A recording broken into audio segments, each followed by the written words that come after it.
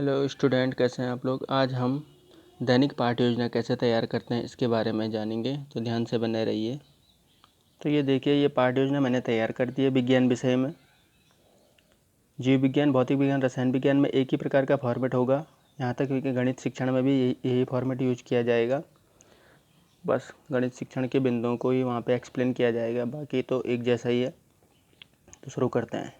देखिए, ये formatting lesson plan का एक मोटा मोटा रूपरेखा मैं आपको दिखा देता हूँ। ये देखिए, ये पूरा तैयार किया है मैंने। ये है भाई 40 मिनट के कक्षा के लिए, या 35 से 40 मिनट की कक्षा के लिए ये है पाठ्य योजना। देखिए किस ढंग से बनाई गई है। तो अब मैं इस पर डिटेल से बात करता हूँ। जैसे कि देखिए, मैं एक चीज़ बता दूं आपको, मैंने ये बाएं पेज से शुरू किया है, तो कोशिश कीजिए आप बाएं पेज से शुरू करेंगे, क्योंकि कॉपी इसी प्रकार की होगी। देखिए लंबी वाली कॉपी होती है, तो इसमें बाएं पेज से शुरू करेंगे तो आपकी फॉर्मेटिंग अच्छी होगी। फॉर्मेटिंग का मतलब सेटिंग से मतलब है। सिर्फ लेसन प्लान बनाना ही कह सकते हैं कि एक काम नहीं है हमारा, बल्कि में उसकी सेटिंग होना भी बहुत ज़रूरी है। सेटिंग समझते हैं ना, बिल्कुल आँखों को अच्छा लगने वाला। तो लेसन प्लान अच्छा भी दिखना चाहिए। तो देखिए, प्रॉपर उद्देश्य कथन यहाँ पे मेरा समाप्त हो चुका है दूसरे पेज के यहाँ पे। और इसके बाद प्रस्तुतिकरण, आप जानते हैं पूरी टेबल प्रस्तुतिकरण की ये पूरी होती है।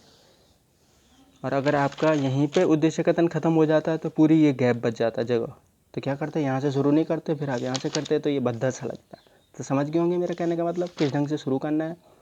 ये आपको आइडिया लेना है कहाँ पे हमने कम लिखना है, कहाँ पे ज़्यादा लिखना है, जिससे कि हमारी फॉर्मेटिंग भी बेहतर हो। आप गैप इनमें कर सकते हैं, फॉर्मेटिंग को कम करना है इस ढंग से, इनको बढ़ा सकते हैं, इनको घटा सकते हैं, कभी इनको बढ़ा सकते हैं, बहुत घटा सकते हैं। तो इस ढंग से आप कर सकते हैं फॉर्मेटिंग। ठीक, तो अब शुरू करते हैं डिटेल। जैसे कि बता चुका हूँ पाठ्य योजना संख्या, ये इंट्रीज में बता चुका हूँ कैसे लिखना है। टॉपिक लिया मैंने भौतिक व रासायनिक परिवर्तन का, 8 और 7 के लिए कुछ भी हो सकता है ये। तो ठीक है, विद्यालय का नाम यहाँ पे होगा। नेक्स्ट स्टेप, सामान्य उद्देश्य, आप जानते हैं विज्ञान विषय के सामान्य उद्देश्य ये है, और ये लगभग हर टॉपिक में यही सामान्य उद्देश्य होंगे, क्योंकि संपूर्ण विज्ञान विषय की बात हो रही, चाहे भौतिक हो, रसायन हो, चाहे जीव विज्ञान हो, तो सब यही उद्देश्य, सामान्य उद्देश्य बार बार हर लेसन प्लान में आएंगे। तो ये एक बार लिख दिए तो लिख दिए, ये हमेशा के लिए हो चुके हैं। अब हर टॉपिक में जो चेंज होंगे वो अनुदेशात्मक उद्देश्य, यानी कि विशेष उद्देश्य भी जिनको बोलते हैं। तो आप हेडिंग अनुदेशात्मक उद्देश्य ही लिख दीजिए। लिखना चाहे तो विशेष उद्देश्य भी लिख सकते हैं, लेकिन अनुदेशात्मक उद्देश्य सही रखेगा, क्योंकि बीएस ब्लूम ने अनुदेशात्मक उद्देश्यों के रूप में ही लिखा है इनको। तो कह सकते हैं इंस्ट्रक्शनल ऑब्जेक्टिव कह सकते हैं आप। तो आप जानते हैं ये बीएस ब्लूम के टैक्सोनॉमी पर आधारित है, और रॉबर्ट मेगर के एक्शन वर्ब द्वारा इनको लिखा जाता है। तो इनको लिखना आपको आ चुका है, बहुत सारे बच्चों ने भेज दिया, बहुत सारे बच्चों ने ये वाला माइक्रो टीचिंग में ये वाला प्लान नहीं भेजा है, तो वो भी जल्दी भेजिए। तो मैंने लिख दिया है, ये देखिए, ज्ञानात्मक, बोधात्मक, अनुप्रयोगात्मक और कौशलात्मक भी हो चुका है। ठीक है, कुछ लोग कौशलात्मक को नहीं लिख पा रहे, समझ में नहीं आ रहा उनको, तो मैं बता दूं आपको, जो संश्लेषण वाला नहीं, हाँ, जो विश्लेषण वाला है और क्रिएट वाला है नई टैक्सोनॉमी में, उसके जितने भी एक्शन वर्ब हैं उसमें कौशलात्मक उद्देश्य के बारे में लिखिए। ठीक, उसके बाद आता है शिक्षण सहायक सामग्री, टीचिंग एड। तो इसमें सामान्य शिक्षण सहायक सामग्री जो डेली यूज होती हैं डेली रूटीन में, और कुछ ऐसे कि जो टीचिंग पॉइंट से रिलेटेड होंगे। जैसे आज मैं इसमें प्रयोग करने जा रहा हूँ, मोमबत्ती चाहिए मुझे, चीनी, नमक और कुछ अन्य सामग्री भी मुझे चाहिए, तो मैंने लिख के एटसेट्रा कर दिया। तो कम से कम यहाँ पे सामग्री लिखी जाएंगी। ठीक, जो आप चार्ट है आपका तो चार्ट भी लिख सकते हैं, मॉडल है तो मॉडल लिख सकते हैं, वास्तविक वस्तुओं का प्रदर्शन है तो वास्तविक वस्तु भी लिख सकते हैं आप। पूर्व ज्ञान, इसके बाद टॉपिक से रिलेटेड प्रीवियस नॉलेज, ये आप जानते हैं कि इंट्रोडक्टरी स्किल में हमने माइक्रो टीचिंग में जाना कैसे होता है।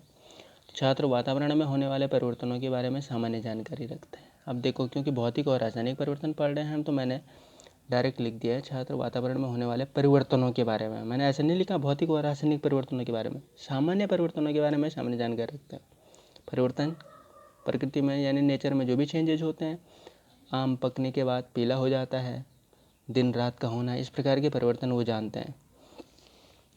पत्तियों का नीचे गिर जाना, सूख के, तो ये सारे परिवर्तन वो जानते हैं। अब बात करते हैं प्रस्तावना प्रश्न। प्रस्तावना प्रश्न मैंने तैयार कर दी है। छात्र अध्यापक क्रिया जो भी होता है, छात्र छात्रा क्रिया, इसमें आप जानते हैं समस्यात्मक प्रश्न आएगा, उद्देश्य कथन होगा। छात्रों, आज हम पदार्थों में होने वाले भौतिक व रासायनिक परिवर्तन के बारे में अध्ययन करेंगे। तो इनमें मैं डिटेल बात नहीं कर रहा हूँ, प्रश्न मैंने कैसे लिखे हैं, क्या लिखे हैं, आप इनको देख लीजिए, ये तो आपको बनाने आ चुके हैं वैसे भी। तो उद्देश्य कथन यहाँ पे समाप्त हो जाएगा।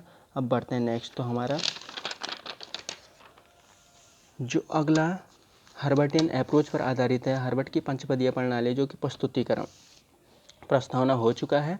अब प्रेजेंटेशन जो है दूसरा स्टेप, तो आप देखेंगे प्रेजेंटेशन ही मेन कार्य है टीचर एक्टिविटी में, और लेसन प्लान का महत्वपूर्ण हिस्सा भी यही है। तो कोई कहेगा आपको कि जो आपकी पाठ्य योजना तैयार होती है उसका मुख्य आधार क्या है, तो आप प्रस्तुतिकरण ही कहेंगे। वो पूरी जो लेसन प्लान बेस्ड होती है वो प्रेजेंटेशन बेस्ड होती है, ठीक है, प्रेजेंटेशन बेस्ड होती है। तो ये है प्रेजेंटेशन का स्टेप। देखिए क्या क्या होता है इसमें। लेसन प्लान का फॉर्मेट तो मैं आपको बता ही चुका हूँ। तो इसमें टीचिंग पॉइंट लेंगे भौतिक परिवर्तन, इससे रिलेटेड यहाँ पे विकासात्मक प्रश्न, जो कि एक्सप्लेनेशन स्किल में हम बता चुके हैं कैसे करना। विकासात्मक प्रश्न पूछेंगे। ये प्रश्न इंट्रोडक्टिव क्वेश्चन से अलग होंगे, मतलब इनमें कोई जिग जैग इन चीज़ का ख्याल रखने की ज़रूरत नहीं है। टॉपिक को आगे बढ़ाने के लिए ये क्वेश्चन होते हैं कुल मिला के। देखिए छात्र छात्रा क्रिया, इसी प्रकार आप इन सारे कॉलम को भरते जाएंगे, जो जो यहाँ पे करते हैं तो आगे भी बढ़ते जाएंगे। प्रश्नोत्तर प्रविधि, क्वेश्चन आंसर टेक्निक यूज हुई है, अभी कुछ नहीं आगे, ठीक है, ब्लैक बोर्ड कार्य भी अभी नहीं होगा। इसके बाद जो स्पष्ट उत्तर आ गया तो छात्र अध्यापक कथन हो जाएगा। छात्र ध्यानपूर्वक सुनेंगे, व्याख्यान विधि होगी, क्योंकि आप एक्सप्लेन करोगे आप, अभी ब्लैक बोर्ड भी काम नहीं होगा, ठीक है। ब्लैक बोर्ड जब आप इसको कह दोगे तब जाके ब्लैक बोर्ड होगा। एक बार एक्सप्लेन कर लोगे फिर ब्लैक बोर्ड पर लिखोगे, फिर साथ साथ एक्सप्लेन कर रहे होंगे। और ये मेन चीज़ है कि ये क्या चीज़ है, कुछ लोगों की समझ में ये नहीं आएगा ये क्या है। अपेक्षित व्यवहार परिवर्तन, यानी कि एक्सपेक्टेड बिहेवियर आउटकम्स, आपको क्या लग रहा है कौन सा व्यवहार उनमें परिवर्तन होने वाला है इसको पढ़ा के। तो यहाँ पे क्योंकि आप भौतिक परिवर्तन की परिभाषा बताने जा रहे हैं, तो छात्र भौतिक परिवर्तन को परिभाषित करने में सक्षम हो सकेंगे। देखो यही वाली इसकी जो इंस्ट्रक्शन ऑब्जेक्टिव भी एक प्रकार के लिखने होते हैं यहाँ पे, लेकिन थोड़ा लैंग्वेज अलग होगी, थोड़ा सक्षम हो सकेंगे, सक्षम हर चीज़ में मैंने सक्षम हो सकेंगे। तो जैसे हम एक्टिविटी करते हैं उससे रिलेटेड आप यहाँ पे लिख देंगे।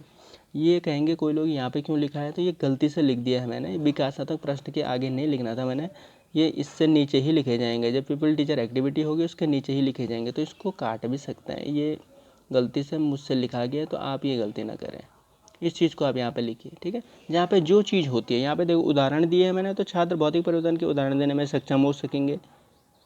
प्रयोग प्रदर्शन किया होगा तो प्रयोग करने में सक्षम हो सकेंगे। उम्मीद है आपको समझ में आ गया होगा मेरे कहने का मतलब।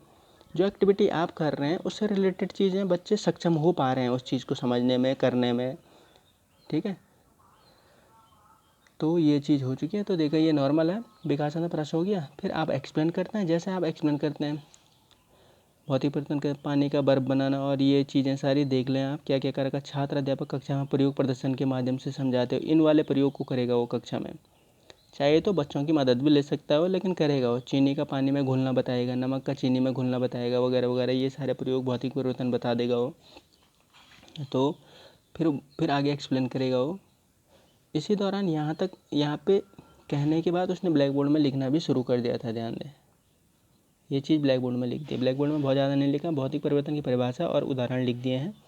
उसके बाद प्रदर्शन शुरू किया था उसने, और फिर प्रदर्शन करने के बाद ये शुरू किया, भौतिक परिवर्तन पदार्थ को पूर्वावस्था में पुनः लाया जा सकता है, जैसे घी का पिघलना, मोमबत्ती का पिघलना। छात्र अध्यापक पुनः मोमबत्ती के प्रयोग के माध्यम से भौतिक परिवर्तन को समझाता है। फिर समझाता मोमबत्ती वाला प्रयोग जो करेगा वो भौतिक परिवर्तन के रिलेटेड। ये उत्क्रमणीय परिवर्तन होते हैं। भौतिक परिवर्तन से पदार्थ का रंग रूप आकार में परिवर्तन होता है तथा कोई नया पदार्थ नहीं बनता। तो ये उसने एक्सप्लेन किया। साथ में देखिए आगे आगे क्या है, जहाँ पे जैसा व्याख्यान विधि, उदाहरण दिए हैं तो उदाहरण पर विधि, विधि और प्रविधि में जरूर ध्यान दें, यानी कि मेथड और टेक्निक्स में अंतर पता चलना चाहिए आपको। मेथड्स वो हैं जो हम पढ़ा चुके हैं आपको क्लासरूम में। टेक्निक्स खास तौर पे जो विधियों को सपोर्ट करती हैं, टेक्निक्स के थ्रू आप विधियों को और ज़्यादा इंटरेस्टिंग बना सकते हो। तो उदाहरण देखें, उदाहरण टेक्निक्स है, देखो प्रदर्शन विधि है, कथन प्रविधि है। जो स्टेटमेंट है वो प्रविधि, स्टेटमेंट भी साथ साथ हो रहा है तो कथन प्रविधि लिख दिया मैंने। आप खास तौर पर प्रयोग प्रदर्शन विधि है ये, ठीक है, जिसे आप कह सकते हैं एक्सपेरिमेंटल कम डेमोस्ट्रेशन मेथड साथ में हो रहा है। डेमोस्ट्रेट भी हो रहा है, एक्सपेरिमेंट भी हो रहा है, तो आप इसको प्रयोग प्रदर्शन विधि लिख सकते हैं। और यहाँ पर उदाहरण दे, उदाहरण पर विधि, कथन पर विधि, प्रयोग प्रदर्शन विधि, ठीक है। ये कथन इसलिए लिखा मैंने कि क्योंकि आपके स्टेटमेंट भी साथ साथ चल रहे हैं, तो ये चीज़ें हैं। उसी के साथ साथ जब आपने यहाँ पे पढ़ाया था, तो पढ़ाने से कह सकते हैं जब यहाँ पर तक बताया था, तो उसके बाद बच्चों के मूल्यांकन है तो प्रश्न भी पूछा था एक, ये साथ साथ हो रहा है। भौतिक परिवर्तन किसे कहते हैं, ये देखिए ये मूल्यांकन वाला कॉलम है। भौतिक परिवर्तन किससे कहते हैं? तो इसका उत्तर लिया बच्चों से। जो क्वेश्चन पूछने की जो स्किल है आपको पता है कैसे पूछना है, बच्चों के नाम लेके उठाना है, तो पूछा आपने, आप संतुष्ट हुए तो आगे बढ़ गए। और नहीं बता पाए कोई भी बच्चे तो एक बार फिर एक्सप्लेन कीजिए, इसको डेफिनेशन फिर बता दीजिए बस। फिर ये जब ख़त्म हो जाता है तो दूसरा मूल्यांकन प्रश्न भी कर दिया कि भौतिक परिवर्तन के कुछ अन्य उदाहरण बताइए, तो वो बता देंगे। तो ये हो चुका है एक शिक्षण बिंदु। और ख़त्म होने के बाद ब्लैक बोर्ड पे हमारा सिर्फ ये वाला काम रहा और कुछ नहीं। अभी ऊपर एंट्री और इसके बाद ये इतना काम हमारा ब्लैक बोर्ड पे अभी है बस। तो आगे बढ़ते हैं, क्योंकि वीडियो बहुत लंबी हो रही, तो सेम जब वो टॉपिक क्लियर हो जाएगा एक शिक्षण बिंदु, तो दूसरा शिक्षण बिंदु है रासायनिक परिवर्तन। उससे रिलेटेड भी वही एक्टिविटीज़ लगभग होनी है। देखिए लेसन प्लान का फॉर्मेट मैं आपको व्हाट्सएप में भेज दूंगा, तो आप देखिए सब कुछ वही करना है। फिर आइए यहाँ पे जो कथन छात्र अध्यापक कथन लिखे, इसके बाद की एक्टिविटी आप अपने हिसाब से एडजस्ट कर सकते हैं। कहाँ पे क्या लिखना है, कैसे आपको प्रयोग करने हैं। ये ज़रूरी नहीं कि मेरे अकॉर्डिंग ही लिखो, आप अपने हिसाब से, जैसे कि आपने माइक्रो टीचिंग में प्लान बना ही चुके हैं। कुछ बच्चों ने कैसे बनाए, कुछ ने कैसे बनाए, लेकिन लगभग सबके ठीक ही थे। तो एक्टिविटी आप अपने हिसाब से लिख सकते हैं कि चार्ट है तो चार्ट दिखाने के माध्यम से करिए, मॉडल है तो मॉडल, रियल ऑब्जेक्ट है तो रियल, प्रयोग प्रदर्शन है तो प्रयोग प्रदर्शन के माध्यम से। लेकिन हर कॉलम को फिल ज़रूर कीजिए जहाँ पे जो एक्टिविटी हो रही है। उदाहरण है तो उदाहरण, ठीक है। व्याख्यान है तो व्याख्यान, कथन परिविधि, व्याख्यान विधि, विधि और परिविधियों में बहुत अंतर है, तो ध्यान से समझिए। ये श्यामपट्ट सारांश यहाँ पे रासायनिक परिवर्तन की सिर्फ परिभाषा और उदाहरण है। अब मूल्यांकन इसी प्रकार मैंने यहाँ पे मूल्यांकन किया है। तो मूल्यांकन भी आप वही क्वेश्चन पूछेंगे जो आपने प्लान किए हैं। ऐसा नहीं कि कोई भी अनावश्यक क्वेश्चन आप उठा दे रहे हैं कक्षा में पूछने के लिए, ठीक है। तो ये हो चुका है। उसके बाद जो आता है, ये ख़त्म होने के बाद श्यामपट्ट व निरीक्षण कार्य, यानी कि अब आप क्या करते हैं, जब आप कहते हैं कि आपने दोनों टॉपिक पढ़ा चुके हैं, तो बच्चों को कहते हैं समझ में आ चुका है, तो आप कहते हैं अब बच्चों आप ब्लैक बोर्ड का जो वर्क है उसको अपनी नोटबुक में उतारिए और ख़ुद कक्षा में घूम कर निरीक्षण करते हैं कि बच्चे उतार रहे हैं कि नहीं उतार रहे हैं। ये आपका एक स्टेप है। अगला है पुनरावृत्ति प्रश्न, यानी कि रिकैप्चुलरी क्वेश्चन जो होते हैं, इसमें वैसे क्वेश्चन पूछे जाते हैं जिनके बोलते हैं एक बार फिर से पूरे पाठ की पुनरावृत्ति होगी इसमें, यानी कि क्वेश्चन जानने के लिए कि कक्षा बच्चों के बोध को एक बार फिर चेक किया जाएगा। क्वेश्चन का एक मकसद यही होता है कि बच्चों ने कितना ज्ञान अर्जित किया। तो इसमें भी क्वेश्चन ही पूछे जाएंगे, लेकिन छोटे छोटे क्वेश्चन पूछिए 2-3, और लेकिन ये मूल्यांकन प्रश्नों से अलग हो। मतलब कह सकते हैं यही वाले क्वेश्चन ना हो, क्योंकि आप पूछ चुके हैं इनसे थोड़ा अलग हो।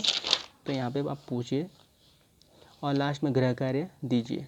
तो गृह कार्य आप वहाँ पे बोर्ड पे नहीं लिखेंगे, बल्कि मैं क्या करेंगे, इसको रोलर बोर्ड पे घर से तैयार करके लाएंगे। तो गृह कार्य में मैं बता दूँ, क्वेश्चनों की 3 से 4 मिनिमम क्वेश्चन होने चाहिए और अलग अलग टाइप के होने चाहिए। शॉर्ट आंसर भी होने चाहिए, true false, fill in the blanks वगैरह। चित्र बनाने के लिए आप दे सकते हैं, कुछ प्रोजेक्ट वर्क भी आप घर के लिए दे सकते हैं। तो ये इसमें आपकी क्रिएटिविटी दिखनी चाहिए। होमवर्क में अलग अलग टाइप से आप होमवर्क दे सकते हैं, लेकिन बहुत ज़्यादा होमवर्क नहीं देना। बहुत दीर्घ उत्तरीय प्रश्नों को, यानी कि जो लॉन्ग आंसर टाइप क्वेश्चन को घर के लिए कम ही दीजिए करने के लिए, ठीक।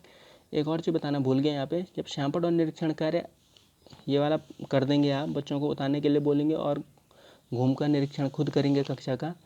और जब फिर पूछेंगे आप बच्चों को कि आपने उतार दिया है, यानी कि जब वो उतार देंगे तो सबसे ज़रूर एक बार क्या कीजिए, पूछ जरूर लीजिए। उतार दिया 2-3 बार पूछ लीजिए, और जब लगेगा पूरी कक्षा ने मोस्टली उतार दिया है, तो तब जाके आप डस्टर लेंगे और पूरा ब्लैक बोर्ड साफ़ कर लेंगे। यानी कि ब्लैक बोर्ड साफ़ हो जाना चाहिए। दूसरा टीचर जब कक्षा में आएगा तो आपका ब्लैक बोर्ड साफ़ होना चाहिए। ये ब्लैक बोर्ड स्किल में ही सिखाया जाता है, ठीक है। ये थी। तो आपका क्योंकि असाइनमेंट भी देना है, तो इसलिए मैं कह रहा हूँ, आप जैसे कोई फिजिकल साइंस और बायोलॉजी वाले हैं तो वो एक फिजिकल साइंस पर लेसन प्लान तैयार करेंगे, एक बायोलॉजी पर तैयार करेंगे, और मैथ्स वाले एक मैथ्स पर करेंगे और एक फिजिकल साइंस पर करेंगे।